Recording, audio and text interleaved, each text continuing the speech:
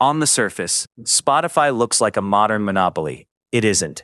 Stockholm built a global music utility with roughly 600 million users.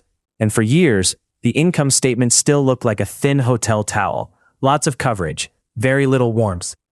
Daniel Ek is the central figure, Swedish founder, product mind, disciplined operator, far less theatrical than the Californian class of platform chiefs. Martin Lorentzen helped start it and set the early temperament. The board has long understood one fact. Growth was the negotiation strategy. Across the table sat the real power centers. Universal Music Group, Sony Music, Warner Music, then the publishers and collecting societies. Apple and Google waited by the toll booth with App Store terms. In this business, the room extends well beyond headquarters. The room knew. The setup was created in the piracy years. Recorded music revenues collapsed after Napster and the CD unwind. Labels needed paid digital distribution, but they wanted control over pricing and rights. A streaming service could grow quickly, provided it accepted economics and would make an industrial CFO wince. Spotify's proposition was elegant. Offer nearly every song, remove friction, charge a modest monthly fee, then convert habit into subscriptions and advertising. The hidden clause in the model sat in plain view. Most listening hours belonged to music Spotify did not own and could not reprice. That distinction matters more than the app design. A software company can compound margins when usage rises faster than cost. Spotify carries a different burden. As streams increase, royalty expense rises with them. Scale helps overhead. Scale does not magically neutralize content owners with contracts. Start with the revenue line. Premium subscriptions produce the overwhelming majority of sales, while advertising contributes a much smaller portion. In Spotify's annual filings, premium gross margin and ad gross margin move differently, but both live under a corporate ceiling shaped by licensing agreements negotiated country by country. Then there is the payout structure. Roughly 2/3 to 70% of revenue has often flowed back out through cost of revenue. Much of it tied to royalties, distribution, and payment processing. In practical terms, every extra dollar arrives with several claimants already leaning over it. The cap table history matters too. Labels once held equity stakes linked to licensing deals around Spotify's early growth phase and eventual listing. That was a clever piece of term sheet design. The service gave rights holders distribution and upside, while preserving their ability to collect royalties first.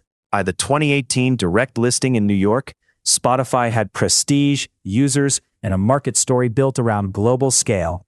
The listing avoided traditional underwriting theatrics, which I admired. Yet the basic math did not change. Revenue growth was visible. Operating leverage was slower and more temperamental. The friction appeared whenever investors treated Spotify like a normal software platform. A normal platform sets more of its own economics. Spotify rents a vital input from concentrated suppliers with celebrated catalogs and long memories. Boards dislike dependency. Markets merely tolerate it during good years. Another strain came from mobile gatekeepers. Apple collects App Store fees where it can, runs a competing music service, and controls a critical operating system. Spotify fought publicly over those terms in Europe and elsewhere. Fair complaint. Still, a complaint is not a margin. Then came podcasts. This was Daniel Ek's attempt to alter the mix. Buy or build content with better unit economics, own the advertising inventory, and reduce dependence on labels. Gimlet, Anchor, Megaphone, Joe Rogan. The strategy had logic. The bill arrived before the certainty did. In the immediate aftermath, Spotify gained narrative momentum. Investors could tell themselves this was becoming the audio platform, not merely a music rental business. First earnings calls leaned heavily on engagement, exclusivity, and ad tech.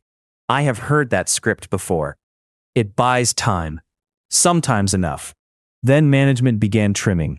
In 2023 and 2024, Spotify cut staff, moderated podcast spending, and pushed price increases through several markets. Those are adult decisions.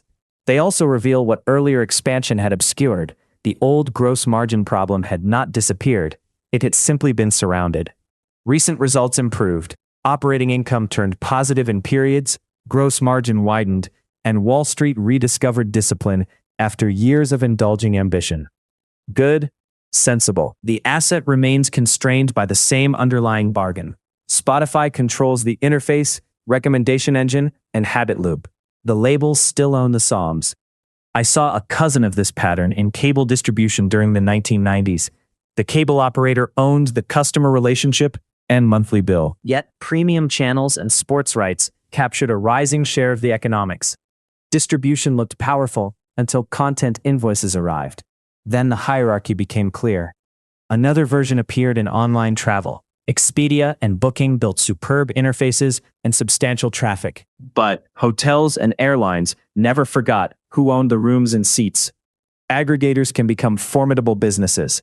They rarely become sovereign, with suppliers remain concentrated and inventory remains perishable.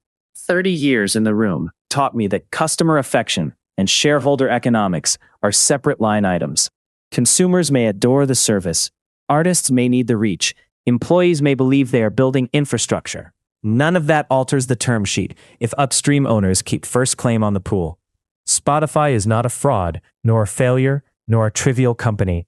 It is a real global platform with a narrow negotiating lane. I have seen this before. Here's what it means. Where have you seen this exact failure mode? Name the company.